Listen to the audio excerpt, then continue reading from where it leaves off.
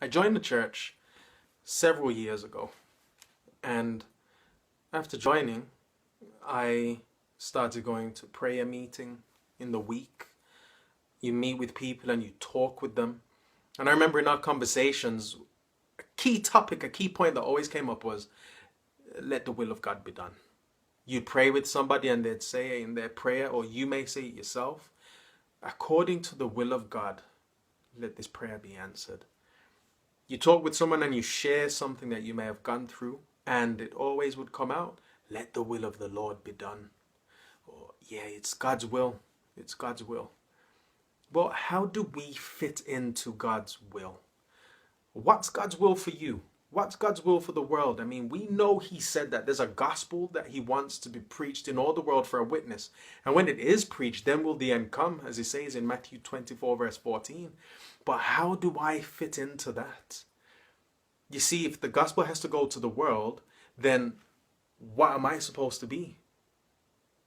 In Romans 12, verse 2, Paul, catching on to this, said, don't be conformed to the world, but be transformed by the renewing of your mind, so that you may prove what is that good and acceptable and perfect will of God.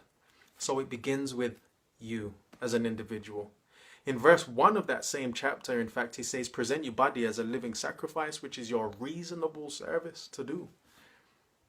So we see that I have to give my whole heart, who I am, over to God. And when I do that, I should be able to prove what is that good, acceptable, and perfect will of God. You see, God's will simply means His determined purpose. His determined purpose for us. So how do I prove what is that good, acceptable, and perfect will of God? In Psalms 34, verse 8, the psalmist says, oh, taste and see that the Lord is good. So it begins by saying, look, I'm going to be willing to taste and see that it's good. It's like when you go to a restaurant, you look through the menu and you see the things that are there, but you trust that chef that whatever you read is going to taste good. It's going to come out in a plate ready for you to taste, and it's going to be good. But you've never seen the chef. But according to how the restaurant presents themselves, what evidence they've given you, it allows you to trust that what they will do will be good. Or maybe you hear about that restaurant from somebody else. Who knows? But you're putting faith in somebody that you can't see. And it's the same case with God. You haven't seen Him, but you can trust Him. How? Because of His word. Because of what He says here. God has given enough evidence in this book so that you can trust Him. I trust my wife. Now, a few weeks ago we went on holiday and she told me that one of her favorite drinks was a drink called Dawat. It's from Suriname, which is where she's born. And when we was on holiday, I had an opportunity to taste this drink, and it's now one of my favorites. I tasted it because she was sharing her experience with me about this drink, and I thought, I want to try it.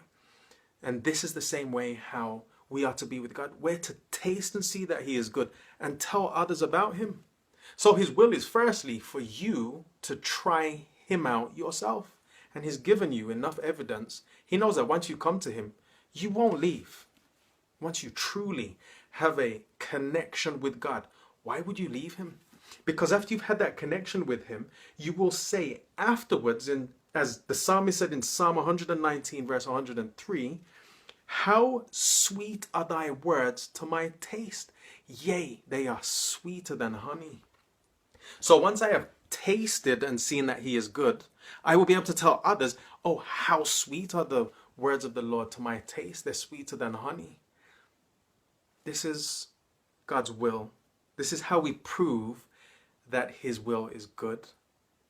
It's perfect. It's acceptable. We do this when we give ourselves over to Him and have an experiential faith. You see, the worst experience you can have really is an experience of never having a true experience with God.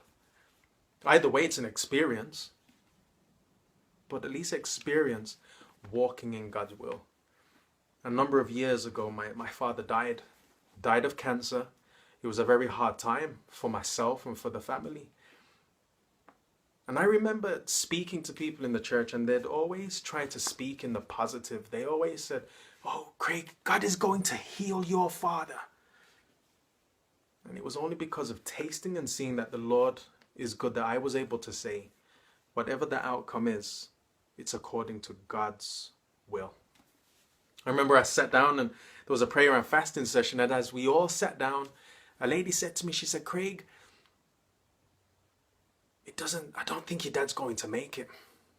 And I thought, this is the first person that's speaking in the negative to me. But even in that case, I was able to say, let the will of the Lord be done. Because whatever the outcome is, I have enough faith and evidence through this book here to know that I'll be okay. Because we have tasted and seen that the Lord is good. My father died. But he died saying he's looking forward to seeing Jesus. And here I am today, still trusting, still tasting and seeing that the Lord is good. Why?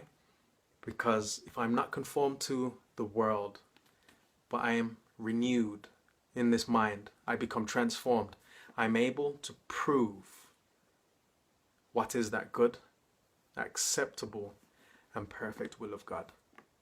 So you prove the will of God by giving your all to Him. God bless.